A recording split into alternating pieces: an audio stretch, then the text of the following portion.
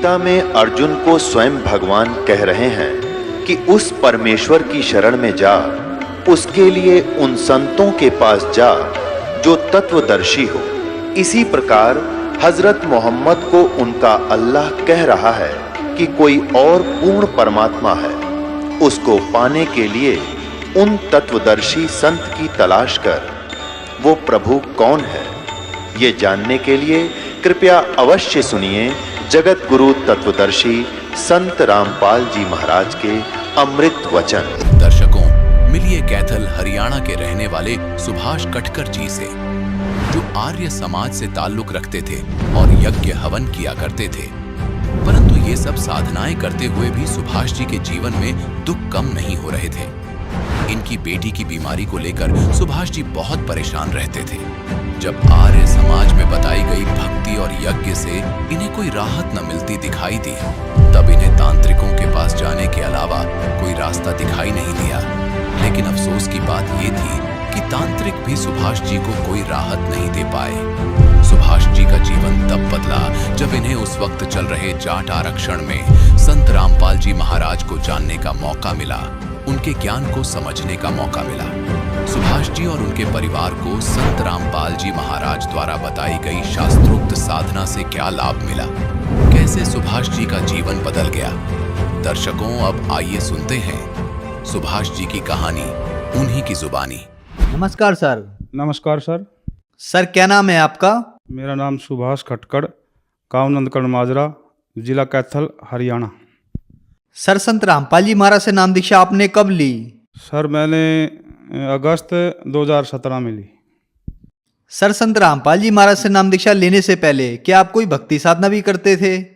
देखिए, मैं वैसे कोई विशेष भक्ति तो करता नहीं था, लेकिन मैं सन 81-82 में गुरुकुल कुरुक्षेत्र में पढ़ता था और वहाँ ये आर्य समाज विचारधारा से गुरुकुल प्रभावित है। वहाँ हम यज्ञ हवन वगैरह जो संस्कृत में होते हैं वो करते थे, और मैं किसी अन्य विचारधारा जैसे देवी माता मसाणी इनको नहीं मानता था। मैं आर्य समाजी विचारधारा से प्रभावित था।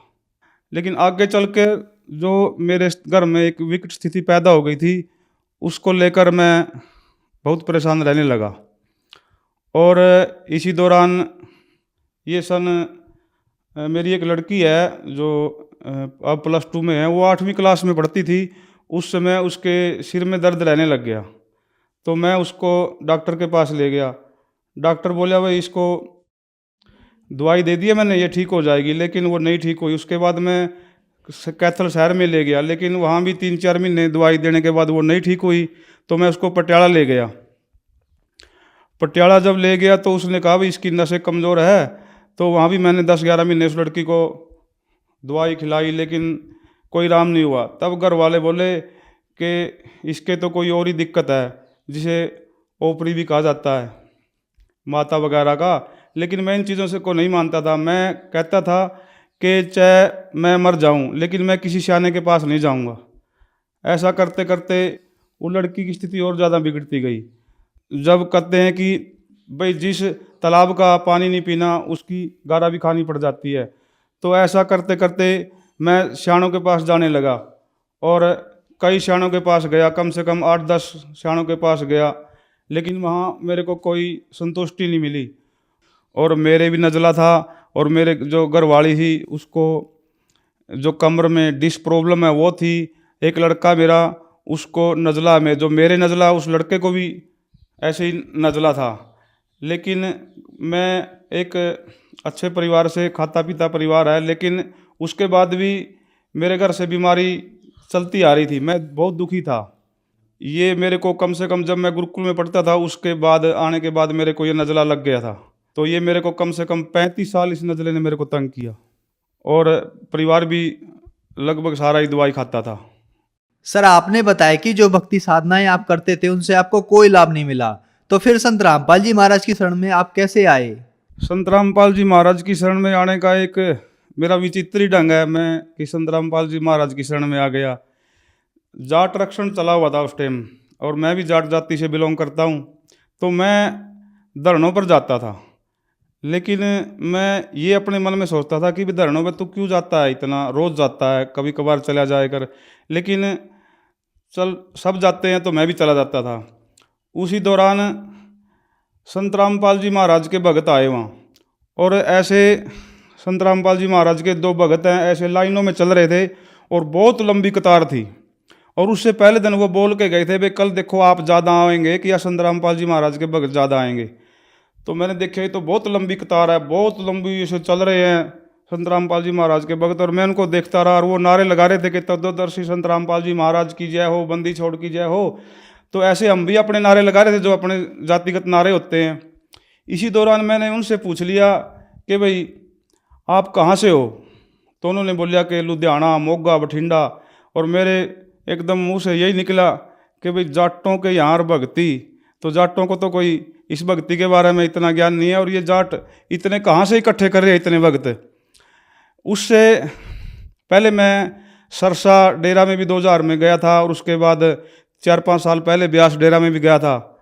लेकिन मैं उन जो संत रामपाल के भगत थे उनकी शक्ल से ही ऐसे लग गया कि वास्तव में धरती पर अगर भगत हैं तो यही हैं। उनकी जो वेशभूषा और उनकी देखने का जो ऐसा मुझे ऐसा लगा कि भाई यही भगत हैं धरती पर, और कोई भगत नहीं है। और वो नारे लगा रहे थे कि तत्वदर्शी संत रामपाल जी महाराज की जय हो।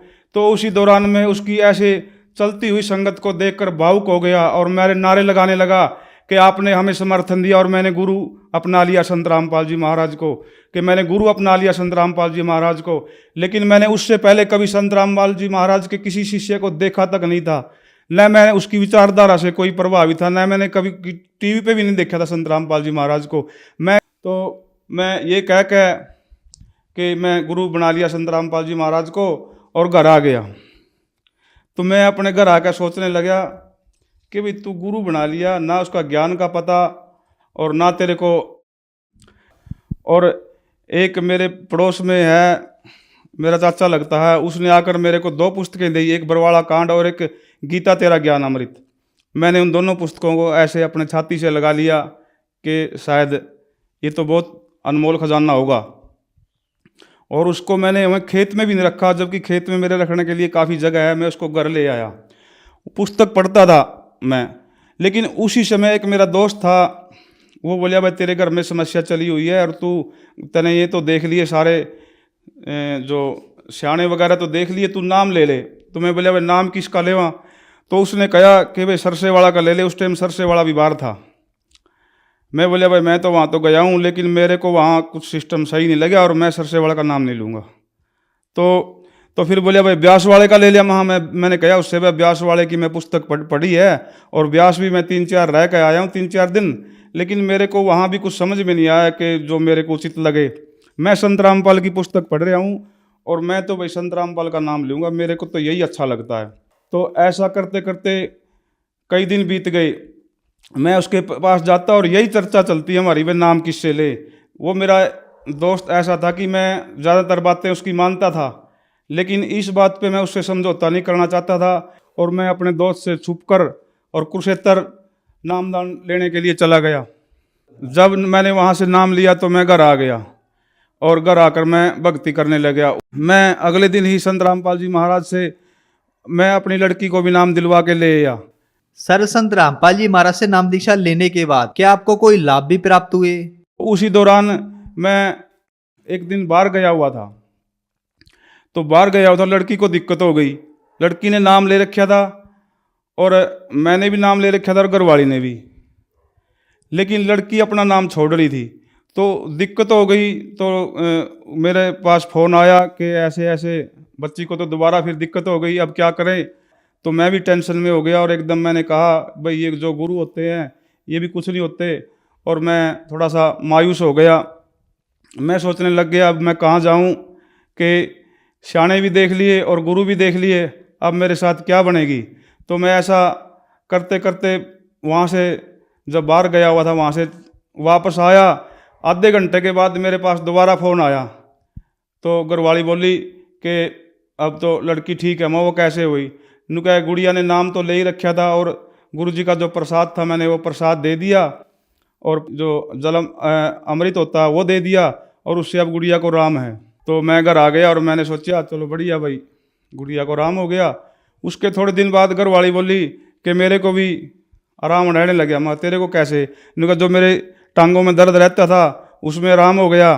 तो मैं एकदम अचंभा सा हो गया कि भाई ऐसा कैसे होता है, क्योंकि मैं तो आर्य समाजी विचारधाराओं में था, क्योंकि वो मानते नहीं इन चीज़ों को।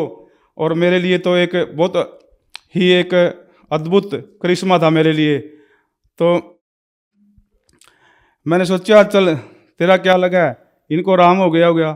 तो इसी दौरान संत रामपाल जी महाराज की भक्ति करने लग गया। और उसी दौरान जब मेरे को 3 महीने भक्ति करते करते हो गए, तो मेरे को एक दिन जो मेरे को नज़ला रहता था, बार बार छींकें आती थी, थूक आता था, मेरी कोई ज़िंदगी नहीं थी, मैं दूध पी सकता था नहीं, चाप और घी मेरे बहुत फ्रेज रखने पड़ते थे।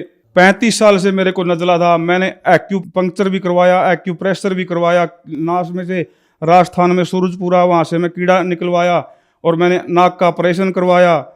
और मैं एक दिन जब गिना ना, कम से कम मैंने 21 प्रकार के जो इलाज है नज़ला के वो करवाए, लेकिन मेरे को कहीं से लाभ नहीं मिला। सारी ज़िंदगी मेरी नज़ले में ऐसे बीत गई, मेरी जवानी सारी निकल गई, लेकिन मेरे को कहीं से लाभ नहीं मिला। तो 3 महीने भक्ति करने के बाद एक दिन मेरे को खूब छींकें आई। उस दिन के बाद कुछ आराम सा रहने लगा। मैंने सोचा तू दवाई छोड़ के देख, क्योंकि मैं गांव एक पास में फड़ गाँव है, वहाँ से 15 साल से दवाई चल रही थी मेरी, तो मैं ये दवाई छोड़ के देख ले। उस दिन के बाद मैंने दवाई छोड़ दी, और वो ये दिन है, और आज मैंने एक गोली भी ली उसके बाद। तो जी मेरे संत रामपाल जी महाराज की कृपा से मेरे को नज़ला ठीक हुआ, घरवाली को टांगों में दिक्कत रहती थी वो ठीक हुई, और जो मेरी लड़की थी उसको सिर माइग्रेन भी था, और जो माता कहते हैं वो ऊपरी वगैरह ये ठीक हुई। और मेरा भाई जो घर में मेरा विरोध भी कर रहे थे कि आपने ऐसे कैसे संत से नाम ले लिया, वो विरोध कर रहे थे, तो वो मेरा भाई गीता ले आया कुरुक्षेत्र से जाके कि देखें कहाँ ये प्रमाण। तो वो पुलिस में एसआई रिटायरमेंट है, उसने कहा भाई कहाँ आपके, कहाँ लिखा हुआ है कि काल है? मैं बोला 11 के 32 में देख ले तू भाई काल लिख गया कि नहीं। तो ऐसे जो भी कि शास्त्र विरुद्ध साधना कहाँ लिखी है, मैं 16 के 23 में देख ले, ऐसा ये मंत्र लिखा हुआ है। तो उसने सब गीता ला करके, एक लड़का मेरा चाचा का था वो बीएससी कर रहा था, उसने भी देखा और प्रमाण देखे, तो उन दोनों ने भी संत रामपाल जी महाराज की दीक्षा ग्रहण कर ली और भक्ति करने लगे। उसके बाद मेरे लड़के को सिर में दर्द रहता था। एक दिन रात को उसकी मम्मी बोली बेटे तू संत रामपाल जी महाराज का नाम लेके सो जा और उसका नाम ले लेना तो ठीक हो जाएगा। रात को सपने में आए गुरुदेव जी और उनको नाम दे करके चले गए। सवेरे उठ के लड़का बोला कि माँ मेरे को तो नाम दे के चले गए गुरुदेव जी, रात को आए थे सपने में, और उसके बाद उसके सिर में दर्द नहीं हुआ। उसके बाद मैं उसको भी नाम दिलवा के लाया। इसी दौरान लगभग अब मेरे को 14-15 महीने हो गए हैं, मेरे साथ कम से कम 55 भगत आत्माएं संत रामपाल जी महाराज की शरण में आ चुकी हैं। इतनी आत्माएं, तो मैं क्या क्या लाभ गिनाऊं कि भाई संत रामपाल ने बहुत मेरे लिए, तो मैं उसका एहसान कभी नहीं भूल सकता, क्योंकि वो तो धरती पर एक परमात्मा है हमारे लिए। तो सर जो समाज आज आपको देख रहा है, आप उन्हें क्या संदेश देना चाहते हैं? देखिए मैं संदेश तो क्या दूंगा, मैं तो उनसे प्रार्थना करूंगा संत रामपाल जी महाराज की शरण में कम से कम जो रोगी है वो आ जाओ, संत रामपाल जी महाराज की शरण ग्रहण करो और अपना कल्याण कराओ। सर संत रामपाल जी महाराज की शरण में कैसे आ सकते हैं? संत रामपाल जी महाराज से दीक्षा लेना तो अब बहुत आसान हो गया। अब तो हर डिस्ट्रिक्ट में सेंटर खुले हुए हैं, और जो टीवी में एक पट्टी चली हुई पट्टी है उस पर देख के भी आप नामदान ग्रहण कर सकते हैं। धन्यवाद सर। सत साहिब। अब जगत गुरु तत्वदर्शी संत रामपाल जी महाराज जी के सत्संग के माध्यम से उस अद्वितीय आध्यात्मिक ज्ञान के बारे में जानते हैं जिसके माध्यम से आप भी प्राप्त कर सकते हैं ऐसे आध्यात्मिक, मानसिक और भौतिक सुख जो अभी तक आपने सिर्फ मीराबाई, ध्रुव, प्रहलाद जैसे कुछ ही भक्तों की जीवन कथा में सुने होंगे। अब सुनिए तत्वदर्शी संत के संग शास्त्र अनुकूल भक्ति सत्संग, ऐसा अद्वितीय आध्यात्मिक ज्ञान जिसका है सर्वधर्मों के पवित्र शास्त्रों में प्रमाण। 8वें अध्याय के 5 और 7 श्लोक में गीता ज्ञानदाता अपनी भक्ति बताता है कि अर्जुन मेरी भक्ति कर मुझे प्राप्त होगा, युद्ध भी कर और मेरा नाम भी जप। 8वें अध्याय के 8, 9, 10 मंत्र में बताया कि अर्जुन जो उस परमात्मा की भक्ति करते हैं, तत्ब्रह्म उस परम अक्षर ब्रह्म की भक्ति करते हैं, उस भक्ति की शक्ति से उस परमात्मा के पास चले जाते हैं। अब तू निर्णय कर ले किसकी भक्ति करनी है। तूने मेरे साथ रहना है तो मेरी भक्ति कर, और उस परमात्मा की भक्ति करने तो तत्वदर्शी संत खोज ले। और पुण्यात्मा थारा तो भाग जा गया, खोजा खाजा पा गया, अपना कल्याण करवा लिया। अब ये क्या कह रहा है कि अब देखो श्रीमद् भगवद गीता अध्याय नंबर 7 का हम श्लोक नंबर 14 पढ़ा है। क्योंकि यह अलौकिक अर्थात अति अद्भुत त्रिगुण में मेरी माया ब्रह्मा विष्णु महेश के द्वारा फैलाया हुआ जाल बड़ा खतरनाक है, दुस्तर है। जो पुरुष मुझको यानी ब्रह्म की साधना करते ये इनसे ऊपर उठ जाते हैं, तर जाते हैं। 15वें श्लोक में कहा कि माया के द्वारा जिनका ज्ञान हरा जा चुका है, ओए होए, जो ब्रह्मा विष्णु महेश से ऊपर किसी की जिसकी बुद्धि उठती नहीं, वहीं तक सीमित है जिनका ज्ञान वो असुर स्वभाव राक्षस स्वभाव को धारण किए हुए मनुष्यों में नीच, ओए होए, और दूषित कर्म करने वाले मूढ़ लोग मूर्ख मुझको नहीं भजते। पुण्यात्माओं, ऐसा समय ये शीघ्र से प्राप्त नहीं होता। देखो मीठी मीठी सर्दी है, परमात्मा ने अपने बच्चों के लिए सारी व्यवस्था कर रखी है, खाकर देसी घी का प्रसाद और ओढ़ कर रजाई बैठे ठाठ से। अब इसमें क्योंकि इतनी सुविधा आपको क्यों देता है दाता कि इस ज्ञान को गहराई से समझो।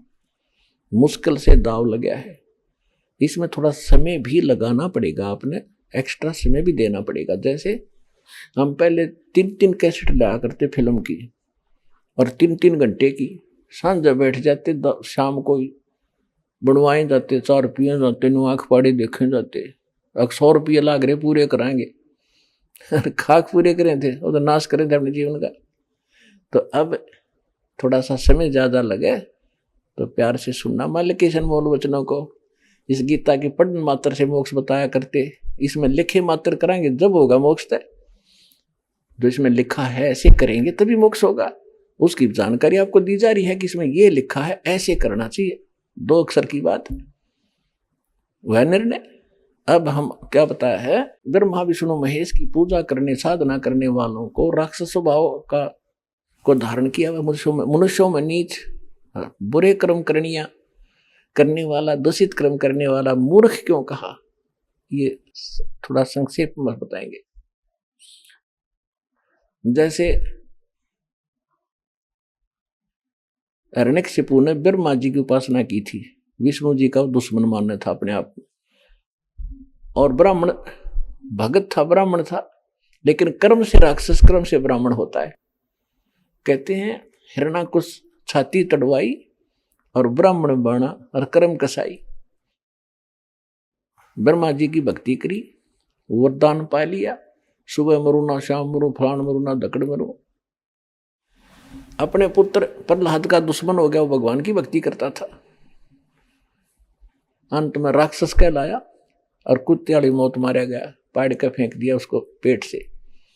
रजगुण का उपासक राक्षस कहलाया और कुत्ते वाली मौत मरा। तमोगुण शंकर भगवान के उपासक थे, एक रावण श्रीलंका के राजा, और रावण जैसी भक्ति तो शिव के उपासक 7 जन्म नहीं कर सकते, चले यहां से काट के समर्पित कर दिया अपने देव के चरणों में। वर्क डन ये भगवान दे सकते हैं, उसका शरीर फिर दे दिया न्यू का न्यू, क्योंकि उसके सांस शेष थे, आयु शेष थी। ये आयु नहीं बढ़ा सकते, आयु केवल कबीर परमात्मा बढ़ा सकते हैं, परम अक्षर ब्रह्म बढ़ा सकते हैं। इससे खुश होकर शंकर भगवान ने उसको रिद्धि सिद्धि दे दी, फूल गया, राक्षस कहलाया और कुत्ते वाली मौत मारा गया। ये सर्वविदित है। कैसी बुद्धि भ्रष्ट हुई इसकी, पराई स्त्री को उठा लिया, शर्म नहीं आया सूरवीर होकर पराई स्त्री को उठावे, और फिर कैसे उसकी दुर्गति को प्राप्त हुआ। तो राक्षस था, 100 जोटियां का मांस खा जाया करता, 100 दारू के मटके, शराब के मटके पिया करता, खाक था फिर वो। तो कहते हैं तीनों गुणों की जो पूजा करते हैं उनकी बुद्धि ठिकाना आ ही नहीं सकती, वो राक्षस स्वभाव को धारण किए मनुष्यों में नीच दूषित कर्म करने वाले मूर्ख। फिर एक भस्मागिरी नाम के एक तपस्वी थे, भगवान शंकर के उपासक। ये गिरी, पुरी, नागा, नाथ, कनपाड़े, ये सारे जो है शंकर जी के उपासक होते हैं। एक भस्मागिरी नाम का तपस्वी, और भगवान शंकर के महल के सामने कैलाश पर्वत पे ऊपर न पैर नीचे न सिर करके भक्ति करने लग गया। 12 वर्ष तक खड़ा रहा। एक दिन पार्वती जी ने कहा कि आप तो भगवान हो, देवताओं के देव हो, महादेव हो, सक्षम हो, समर्थ हो, आपका बच्चा क्या मांगता है पुजारी, दे दो इसको, उठाओ यहां से। भगवान शंकर ने कहा कि बोल भाई क्या मांगता है। भस्मागिरी ने कहा कि भगवान ऐसे नहीं मांगूंगा, पहले वचनबद्ध हो जाओ। भगवान शंकर ने कहा ठीक है, मैं वचनबद्ध हो गया, खड़ा हो गया। फिर आप अपना भस्म कड़ा दे दो जो हाथ में पैर रखा था। उसमें शक्ति थी कि किसी के सिर पे ऊपर न्यू कर दे भस्म, वो खत्म हो जाता था, जल जाता था, राख बन जाती थी। और भस्मागिरी के मन में क्या दोष था? भगवान शंकर का उपासक के भस्म कड़ा प्राप्त करके और पार्वती पे आसक्त था। वो पार्वती ने पत्नी बनाऊंगा और भस्म इस शंकर न मारूंगा। और इसको अमंतर्यामी कहा करते शंकर भगवान ने। खाक अंतर्यामी था, इसको को बदले कर बैठा सामने। उस आपका अपना दुश्मन पाड़ दिया, निकाल कर भस्म कड़ा दे दिया, ले भाई ले जा। अगले शंकर होले होशियार, इसलिए मैंने यह साधना करी थी, तुझे मारूंगा और इसको अपनी पत्नी बनाऊंगा। हा हा हा हो गया राक्षस। आगे आगे भगवान और पीछे पीछे पुजारी, जांख काट उठा। जिसको हम अविनाशी कहा करते थे, शंकर भगवान अविनाशी। अविनाशी होता तो खड़ा रहता, कहा जा करे, मार के करेगा। भगवान थे अविनाशी। दरिया में गिर दिया गंगा के अंदर और तोब के गोले चला दिए, छींट तक नहीं लगी परमात्मा के। शेख तकी ने 10 टुकड़े कर दिए थे मालिक के रात ने, शरीर के तलवारों से गुंडे ले जाकर। और चलन लगे, जब खड़े हो गए परमात्मा और कहा शेख तकी आजा, चाय पानी पी के जाइए। पसीने आ गए थे उन गुंडा के।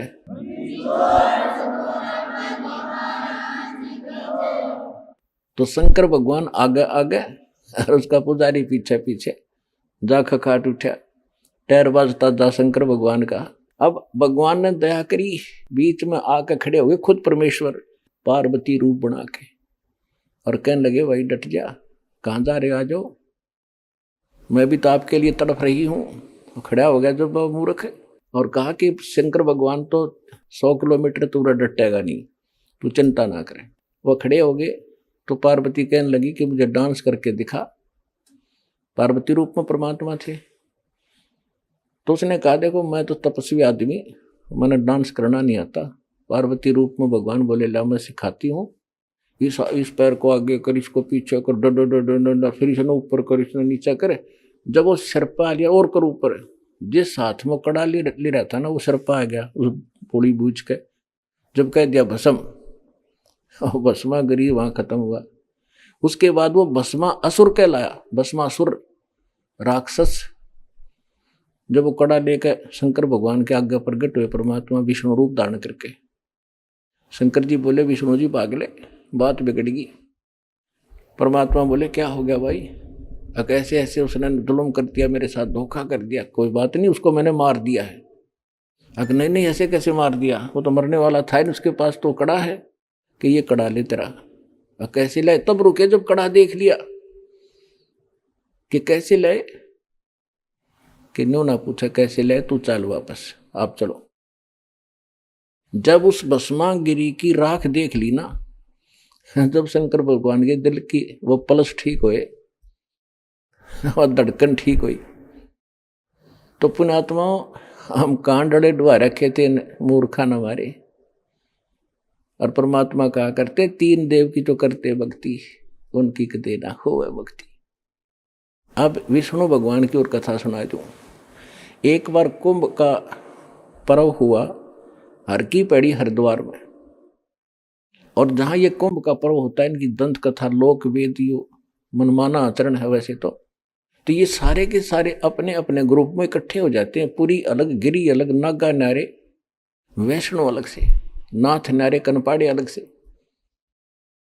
तो ऐसे ही उस दिन नागा अपने ग्रुप में, विष्णु अपने, वैष्णो अपने, विष्णु के उपासक वैष्णो कहलाते, और सभी जिस दिन ऊपर भी लगनी थी, स्नान करना था, सबसे पहले नागा पहुंच गए हर की पैड़ियों पे। 10-15 हजार थे वे। पीछे से वैष्णु साधु का ग्रुप आ गया, विष्णु जी के उपासक सतोगुण के। उन्होंने नागाओं से कहा कि नागाओं, जो शिव के उपासक थे तमोगुण के, कि तुम पहले स्नान नहीं करोगे, हम सर्वश्रेष्ठ हैं, विष्णु जी के उपासक हैं, हम प्रथम स्नान करेंगे। नागा कहने लगे नहीं, हम सर्वश्रेष्ठ हैं, हम त्यागी और बैरागी, हम वस्त्र भी नहीं रखते तन पे, हम प्रथम स्नान करेंगे। तो वैष्णु साधुओं ने अपशब्द बोल दिए उनको कि तुम काहे के श्रेष्ठ हो, पशु की तरह नंगे फिरते हो, टट्टी के हाथ भी नहीं धोते, शर्ट फिरडो, राख लपेटे रहते हो शरीर के ऊपर, आज तुम स्नान करने वाले होगे, प्रथम हम स्नान करेंगे। इसी बात पर उनका झगड़ा हो गया, कत्लेआम कर डाला उन्हें।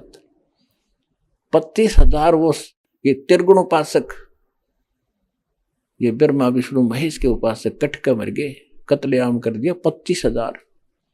गंगा का पानी लाल कर दिया, वहां 100 बहा दी।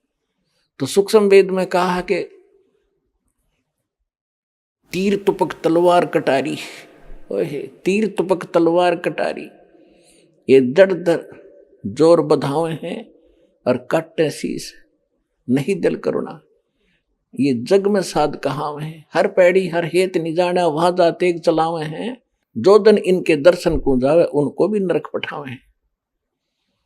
तीर तुपक तलवार कटारी, जम दर जोर बधावे हैं, और हर पैड़ी हर हेत ना जाना, वहां जाते एक जलावे हैं। देखो, कहते हर की पैड़ी कहो, भगवान का घाट स्थान बताते हो, और भगवान के घाट पर तुमने कत्लेआम कर दिया, तुम अकल है तुम्हारे अंदर? हर पैड़ी हर हेत नहीं जाना, भगवान में प्रेम नहीं तुम्हारा, और वहां जा तेग चलावे हैं और काटे शीस, नहीं दिल करुणा, करुणा माने दया दुष्टों के, और ये जग में साधकवावे हैं, और जो जन इनके दर्शन भी करने जावे उन भी पाठ पढ़ावे हैं, उनको भी नरक पठावे।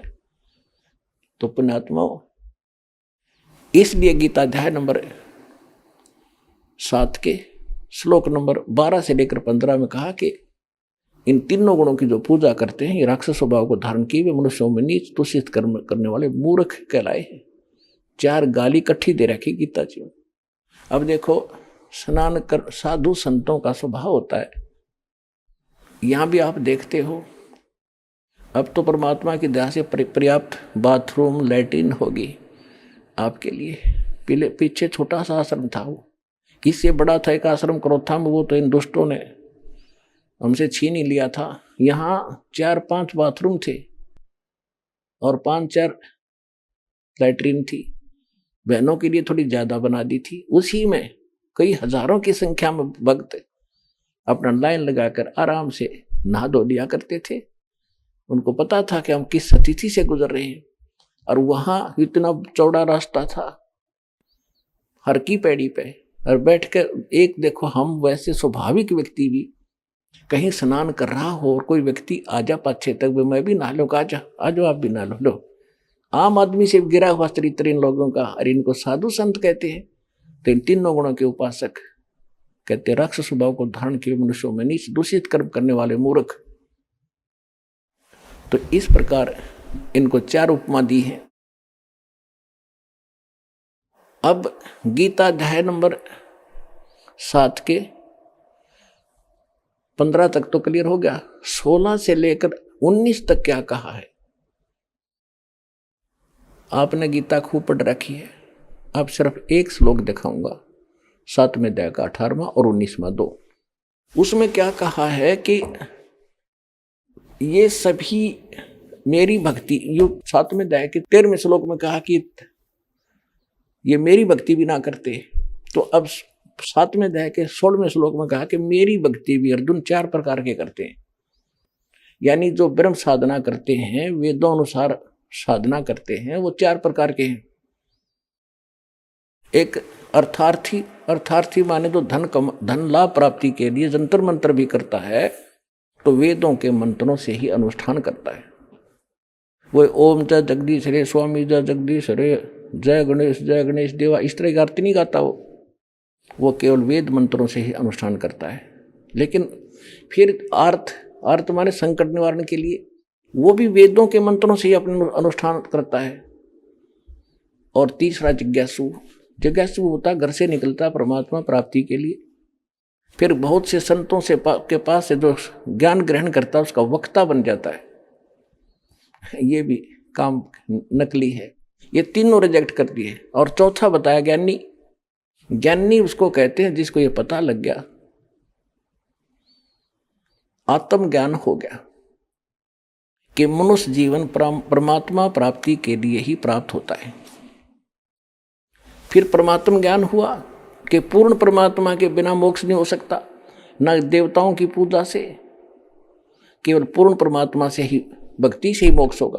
तो इन संत ऋषियों को, महर्षियों को तत्वदर्शी संत ना मिला, जिस कारण से इन्होंने अपन निष्कर्ष करके ब्रह्मा जी से प्राप्त ज्ञान के आधार से ओम नाम को परम अक्षर ब्रह्म का मान लिया, आग के अंगार को बर्फ मान लिया अज्ञानता से। तो इन्होंने, ये तो उनको फाइनल हो गया कि मनुष्य जीवन मिला इसलिए है कि इस मोक्ष हो, नहीं तो इसका यूज नहीं कति, व्यर्थ है। और फिर ये भी ज्ञान हो गया कि एक परमात्मा की भक्ति करनी चाहिए, अनुपासना ब्रह्मा विष्णु महेश, इन देवताओं की भक्ति से बात नहीं बने, ये फाइनल हो गया। तो उन्होंने केवल ओम नाम का जाप और हठ योग जैसे ब्रह्मा जी से प्राप्त हुआ था वो करने लग गए। तो गीता ज्ञानदाता कहता है कि ज्ञानी जो है ना वो मुझे पसंद है, क्योंकि उन्होंने ब्रह्मा विष्णु महेश की पूजा छोड़ दी और ब्रह्म साधना करते हैं, उनको मैं अच्छा लगता हूं, उनके समझ में आ गया। तो अब कहता है कि ये उदार आत्मा, ज्ञानी आत्मा है तो नेक, लेकिन इनको तत्वदर्शी संत मिला नहीं जो परम अक्षर ब्रह्म का ज्ञान करा दे, जिस कारण से ये सभी मेरे वाली घटिया गति में स्थित रहे। इसका अर्थ ये बनता है, हरियो को ना, वो तो अनुत्तम मान सर्वश्रेष्ठ गति, भगवान अपनी गति को अश्रेष्ठ कैसे कहेगा, हरियो कहने लग रहा। अब दिखाता हूं, आप देखिएगा सातवें अध्याय का 18वां पढ़ेंगे। गीता अध्याय नंबर, श्रीमद् भगवद गीता अध्याय नंबर 7 का और श्लोक नंबर हम 18 पढ़ेंगे। ये 18, उदारा सर्वे एव एते ज्ञानी तु आत्मा एव मे मतम। ये कहता मेरे विचार में, मेरे मत में ये ज्ञानी आत्मा, तो माने तो है, सर्वे माने सारी, उदारा माने श्रेष्ठ, ये उदार आत्मा है जितने जो ज्ञानी आत्मा है, ज्ञानी चौथे प्रकार के। आस्तित सही युक्त आत्मा माम एवं अनुत्तमाम गतिम। ये क्या कह रहा है कि ये सभी अच्छी आत्मा है और ये ज्ञानी मेरे विचार में, और ये लेकिन मेरे वाली माम अनुत्तम गतिम, मेरे से मिलने वाली जो गति स्थिति यानी लाभ है उस घटिया है, वह घटिया अनुत्तम अश्रेष्ठ है, उसमें ही आस्थित हैं, उसमें ये उसी में सीमित हैं, उसी पर आश्रित हैं। इन्होंने क्या किया, नकलियों ने, ये सभी उद्धार हैं, परंतु ज्ञानी तो साक्षात मेरा स्वरूप है, ये मेरा मत है, क्योंकि वह है युक्त आत्मा, मदद मन बुद्धि वाला ज्ञानी भक्त, अति अनुत्तम माने अति उत्तम बेड को गुड लिख रहे हैं, बुद्धि भ्रष्ट, और गति माने गति स्वरूप मुझ में ही स्थित है, स्थित माने अच्छी प्रकार स्थित है। अब इसका अर्थ सीधा सा बन गया है, उद्धारा माने उद्धार है, सर्वे माने ये सारी, एव माने ये, एते माने सब, ये ज्ञानी आत्मा, ये ज्ञानी आत्मा है तो सारी उद्धार की उद्धार। ये मेरा मत है, श्रेष्ठ है क्योंकि समर्पण है परमात्मा के ऊपर। लेकिन आस्थित से ही युक्त आत्मा माम एवं अनुत्तमाम गति, ये सभी भक्ति में लीन आत्माएं मेरे वाली घटिया गति में आश्रित हैं, स्थित हैं। अब इसने अपनी साधना घटिया क्यों बताया? जैसे दास ने बहुत बार बताया आपको, और आज भी क्लियर किया इस सत्संग के दौरान। जैसे आपको बताया कि ऋषियों ने हठ योग तो ले लिया ब्रह्मा जी से, इसको आकाशवाणी हुई थी, देवी भागवत के 3रे स्कंद में कभी पढ़ाएंगे आपको कंप्लीट, उसमें लिखा है। तो वो तो वहां से ले लिया, और वेद मिले बाद में उसमें ओम मंत्र, कोई मंत्र नहीं दूसरा। देवी भागवत में आपने पढ़ा, देवी भागवत के अंदर देवी खुद कह रही है ब्रह्म को, ये अक्षर ब्रह्म है। अक्षर पुरुष, गीता अध्याय नंबर 15 के श्लोक 16 में 2 पुरुष हैं, सर पुरुष और अक्षर पुरुष, और तीसरा परम अक्षर पुरुष वो है सर्वशक्तिमान। तो ये ब्रह्म को तो अक्षर पुरुष कह रही है, ब्रह्म को ये परमात्मा कह रही है, ब्रह्म को ये परम अक्षर ब्रह्म कह रही है, और फिर कहते उसका ओम नाम है और ब्रह्म को प्राप्त हो जाओगे। तो इन सारे का इनकी अक्ल गामजारी थी, इनको किसी को ज्ञान नहीं था। तो यहाँ इसी प्रकार ये ज्ञान इन ऋषियों को प्राप्त था, तो इन्होंने ओम नाम का जाप ले लिया, हठ योग ले लिया ब्रह्मावाड़ा, ये डले डोए न सब ने। तो इससे गीता अध्याय नंबर 11 के श्लोक नंबर 47-48 में गीता ज्ञानदाता कहता है कि अर्जुन, ये मेरा रूप तने जो देखा, ये मेरा वास्तविक रूप है, मेरी प्राप्ति यह है। लेकिन ये मेरा रूप ना वेदों वर्णित विधि से, ना किसी जप से, ना तप से, ना किसी साधना से मेरे रूप का कोई दर्शन नहीं कर सकता, देख नहीं सकता, यानी मुझे प्राप्त नहीं कर सकता।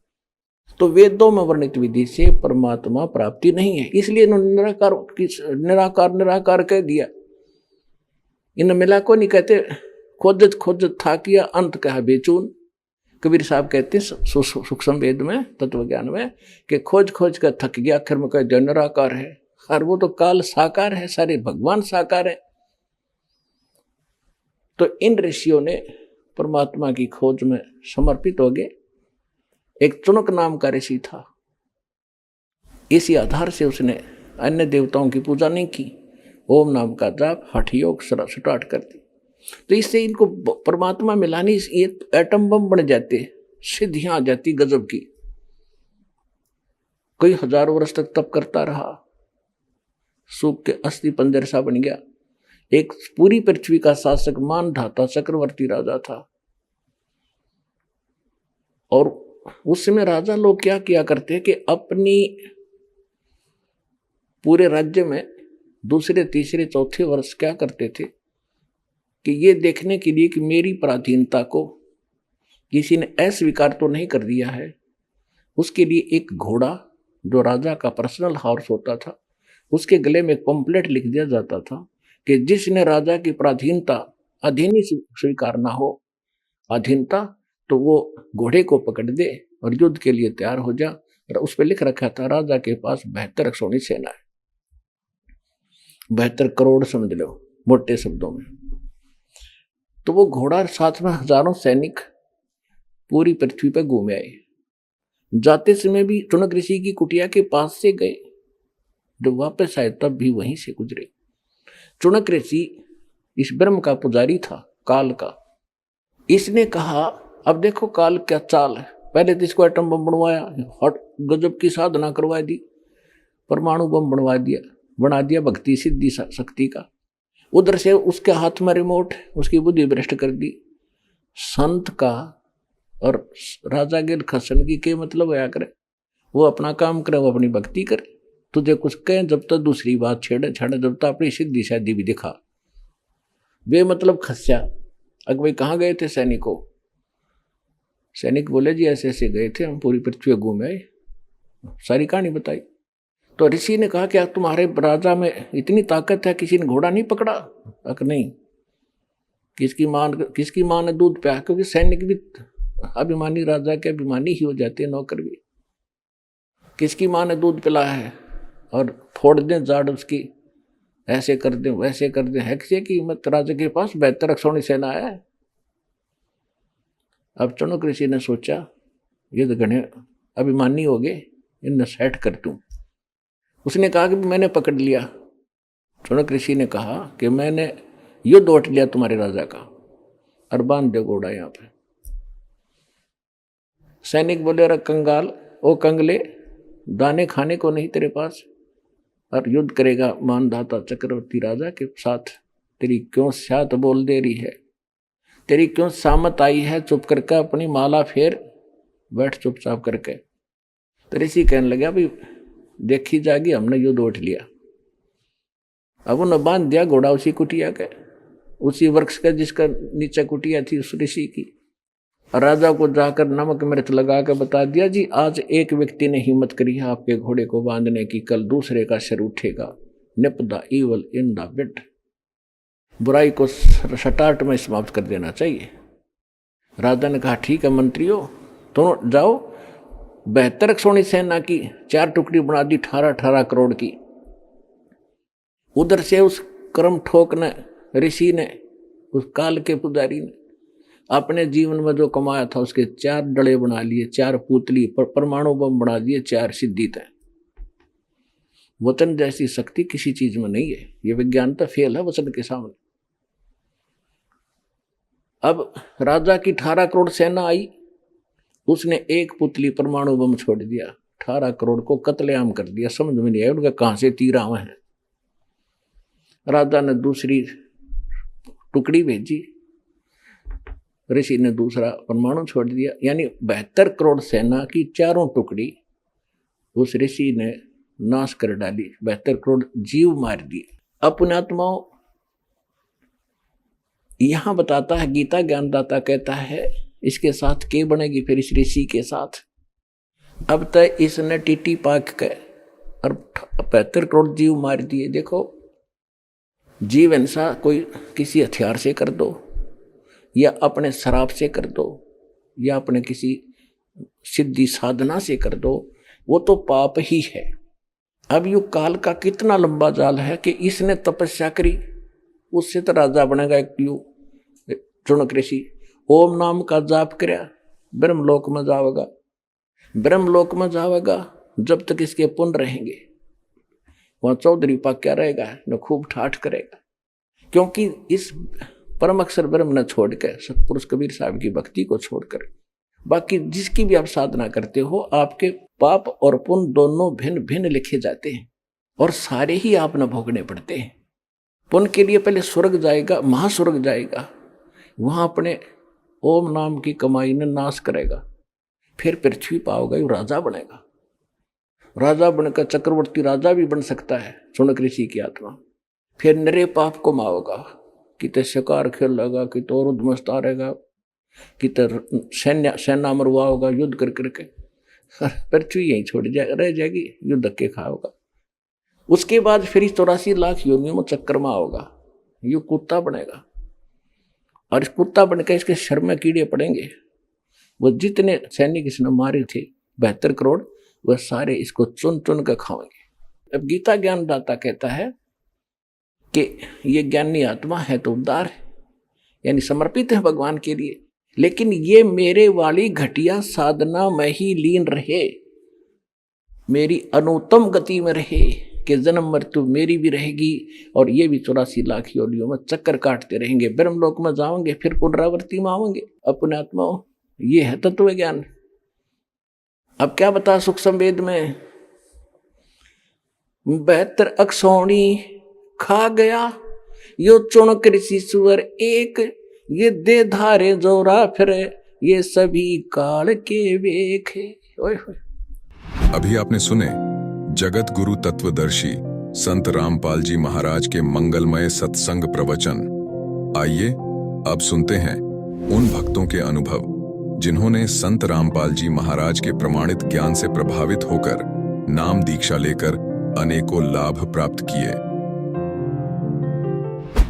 नमस्कार दर्शकों, सच्ची लगन अगर किसी व्यक्ति को लग जाए तो वह अपना सर्वस्व उसी दिशा में झोंक देता है।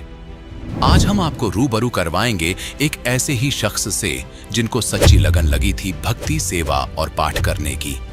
जी हां, हम बात कर रहे हैं नवा शहर पंजाब के रहने वाले बलवंत राय जी की, जो संत गरीबदास जी के पंथ से जुड़े हुए थे। बलवंत राय जी इस भक्ति पर इतने आरूढ़ थे कि वे अपना ज्यादातर समय संत गरीबदास जी के मूल गांव छुड़ानी में बिताते थे। साथ ही शिव जी और विष्णु जी की पूजा भी करते थे। पेशे से अध्यापक होने के बावजूद इतनी भक्ति साधना करने के बाद भी इन्हें मानसिक शांति नहीं मिल पा रही थी। वो पीस ऑफ माइंड की तलाश में थे।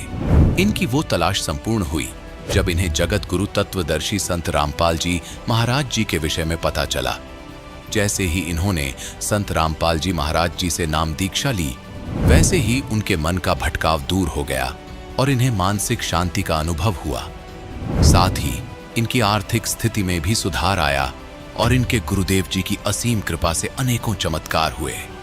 तो आइए सुनते हैं बलवंत राय जी की अनोखी भक्ति सफर की कहानी उन्हीं की जुबानी। सर नमस्कार। नमस्कार सर। सर क्या नाम है आपका? बलवंत राय जी। बलवंत जी कहाँ से आए हैं आप? गांव चूड़पर, तहसील बलाचौर, जिला नवांशहर, पंजाब से। सर आप एक बात बताइए, संत रामपाल जी महाराज से कब जुड़े आप? मई 2011 में। संत रामपाल जी महाराज से नाम दीक्षा लेने से पहले आप क्या भक्ति साधना करते थे? संत रामपाल जी महाराज से दीक्षा लेने से पहले मैं गरीबदास महाराज जी के पंथ में, संत भूरी वाले हैं, वेदांत आचार्य चेतनानंद जी महाराज, उनसे नाम दीक्षा ली थी मैंने 99 में। सर जैसा कि आपने बताया कि पहले आप गरीबदासी पंथ से जुड़े हुए थे और संत रामपाल जी महाराज भी गरीबदासी पंथ से हैं, वो भी गरीबदास जी महाराज के बारे में ही बताते हैं। तो सर आपको ऐसा क्यों लगा कि आपको संत रामपाल जी महाराज से नाम दीक्षा लेनी चाहिए जबकि आप पहले ही गरीबदासी पंथ से जुड़े हुए थे? सर ये थोड़ी विस्तार में मैं बताना चाहूँगा इस बात को लेकर कि हम वहीं आश्रम में रहते थे और गरीबदास जी की जो वाणी है, उनका जो सदग्रंथ साहिब है, उनका हम पाठ किया करते थे 2 घंटे सुबह, 2 घंटे शाम को। ये हमारी रूटीन थी। मतलब ये सालों से हम कर रहे थे, बचपन से, मतलब 3 पीढ़ी से, मतलब वही साधना हम कर रहे थे, गरीबदास जी की वाणी का पाठ करते थे। और जो मंत्र का हम जाप करते थे, ओम नमो भगवते वासुदेवाय, उसका भी घंटों घंटों हम कोशिश करते थे जाप करने की। जब और छुड़ानी भी हम बार बार जाते थे, मतलब साल में 2 बार तो छुड़ानी में मेला होता तो हम वहाँ जाया करते थे। तो एक बार हम ऐसे छुड़ानी गए हुए थे तो वहाँ किसी दोस्त ने बताया भी एक संत रामपाल जी महाराज का एक पंपलेट उन्होंने पढ़ा जिसके ऊपर लिखा हुआ था कि कौन ब्रह्मा का पिता है, कौन विष्णु की माँ, शंकर का दादा कौन है, हमको देव बताए। तो जब हम गरीबदास जी की वाणी को पढ़ते थे तो उसमें ये वाणी आया करती कि कौन ब्रह्मा का पिता है, कौन विष्णु की माँ, शंकर का दादा कौन है, हमको देव बताए। तो हम इस वाणी को पढ़ते थे लेकिन हमें ये पता नहीं था इस वाणी के बारे में, इस सवाल का क्या जवाब है, क्योंकि ये कभी सवाल आया ही नहीं मन में। हम गरीबदास जी के पंथ में थे पर विष्णु भगवान का हम मंत्र जाप करते थे और शंकर भगवान की साधना करते थे, शिवलिंग था उसके ऊपर जल चढ़ाते थे। तो एक बार किसी ने कहा कि जिस संत की आप बात कर रहे हो, संत रामपाल जी महाराज की, उनका जो सत्संग है वो जी जागरण टीवी पर आता है। तो हमने वो सत्संग सुनना शुरू किया। हम जब वो सत्संग को सुना तो एकदम से अचंभा हुआ जब उन्होंने कहा कि कबीर साहब परमात्मा है, कबीर साहब भगवान है।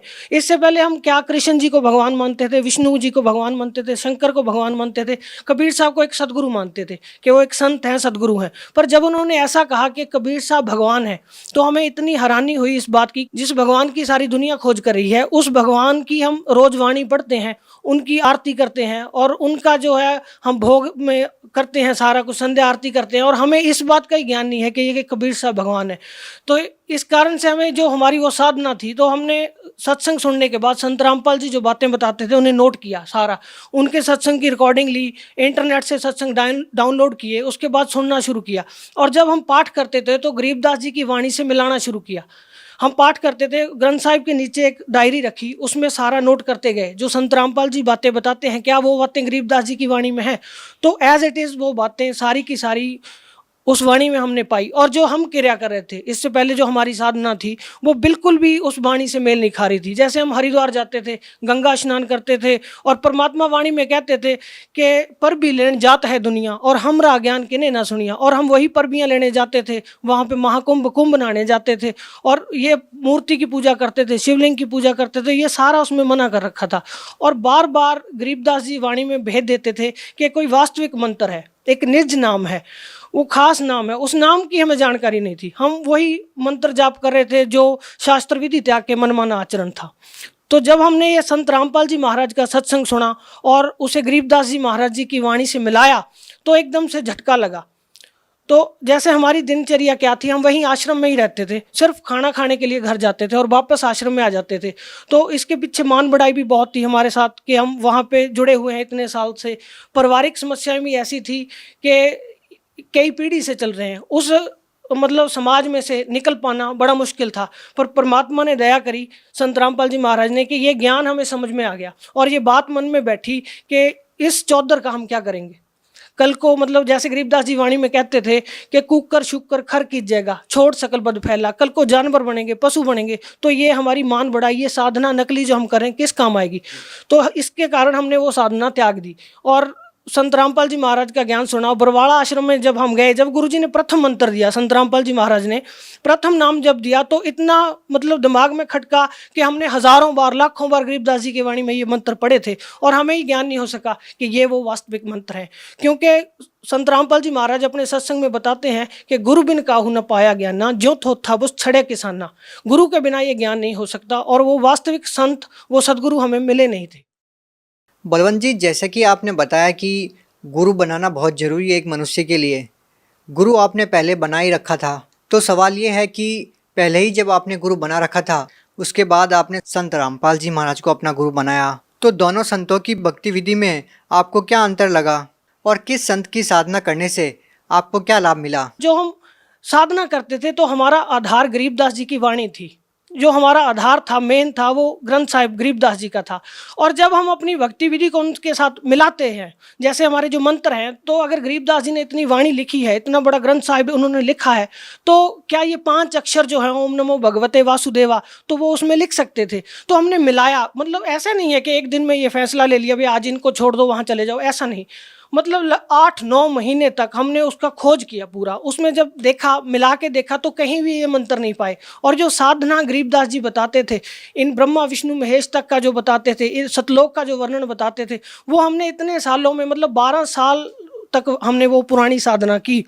तो 12 साल में हमें कभी उस ज्ञान की, जैसे कहते हैं, छींट भी नहीं लग सकी। हमें पता ही नहीं चल सका कि ऐसा भी कोई ज्ञान है।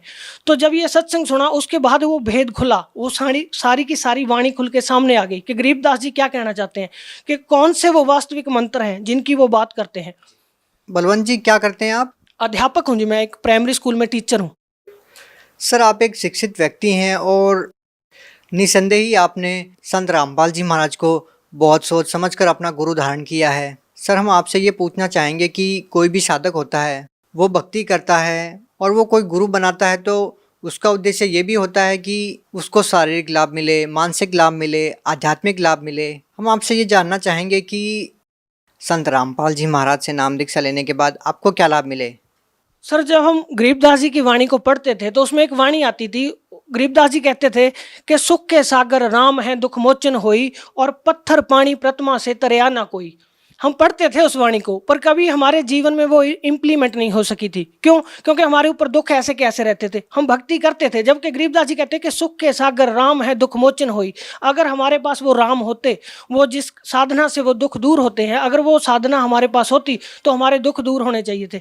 बचपन से ही मतलब इतना ज़्यादा हमारे परिवार में क्लेश रहता था, कलह रहती थी, जिसके कारण मेंटली डिस्टर्बेंस रहती थी बहुत ज़्यादा। मैं परेशान रहता था और कई बार ऐसा भी था कि आत्महत्या तक का भी विचार मन में आता था। तो संत रामपाल जी महाराज से नाम लेने के बाद जो चीज़ चेंज आई लाइफ में, वो सबसे ज़्यादा थी, जिसको कहते हैं पीस ऑफ माइंड। हर शिक्षित व्यक्ति है जो वो इस बात की खोज करता है कि मानसिक शांति होनी चाहिए। अध्यात्म के मार्ग पर जो भी आदमी चलता है, वो सबसे पहले उसकी यही खोज होती है, पीस ऑफ माइंड, कि हमें आत्मिक और मानसिक रूप से शांति होनी चाहिए। तो संत रामपाल जी महाराज की शरण में आने के बाद सबसे बड़ी चीज़ ये हुई कि मन की जो भटकना थी वो समाप्त होगी। पहले हम कहीं जाते थे भगवान की खोज में कि वो शांति मिले, हम मानसिक रूप से हमें शांति मिल सके।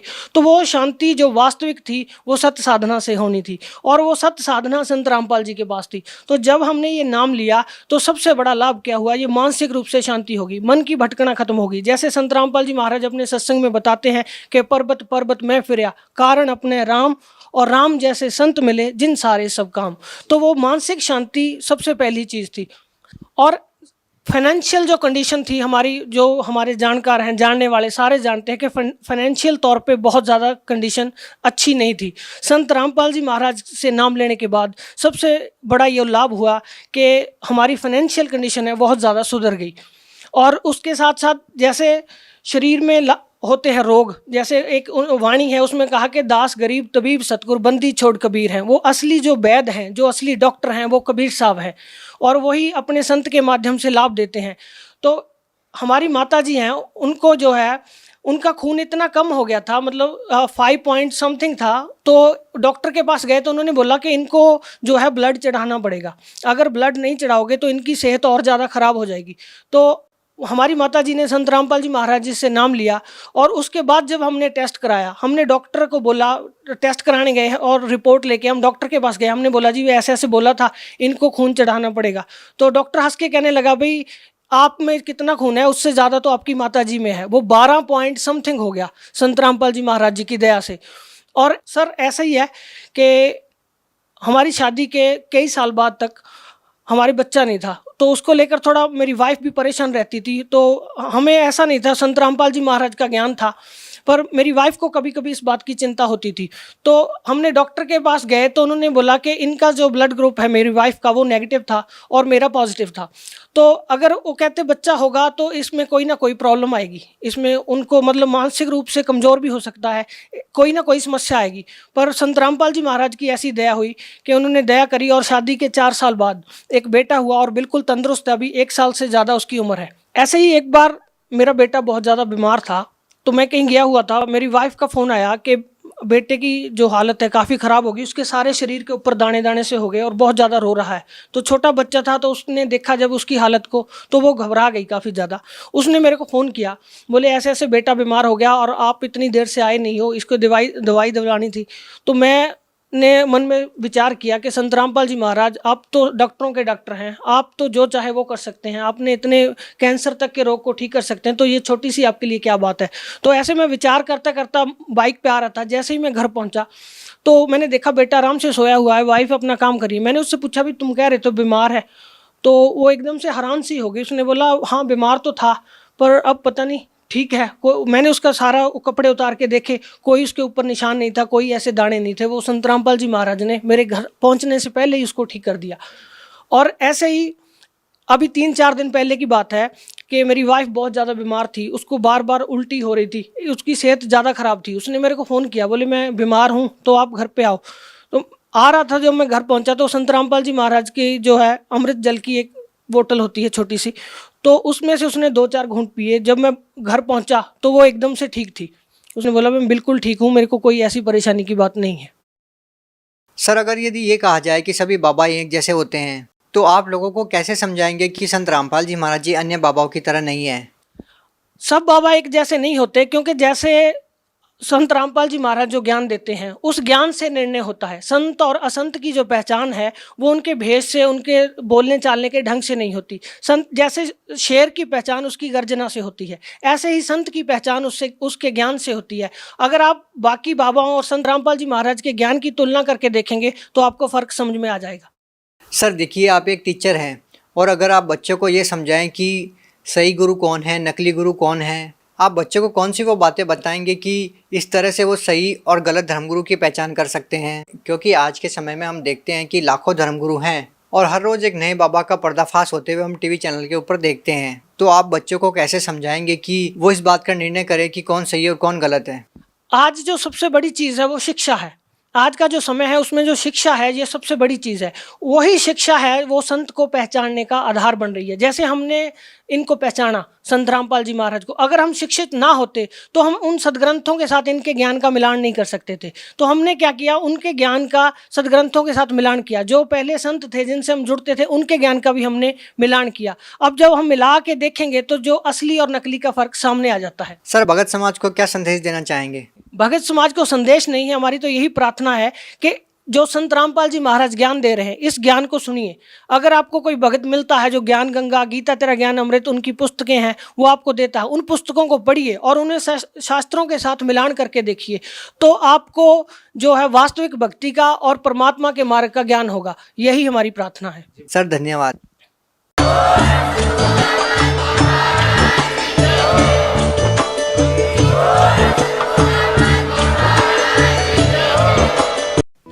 आप सुन रहे थे जगत गुरु तत्वदर्शी संत रामपाल जी महाराज के मंगल प्रवचन। अधिक जानकारी के लिए संपर्क करें।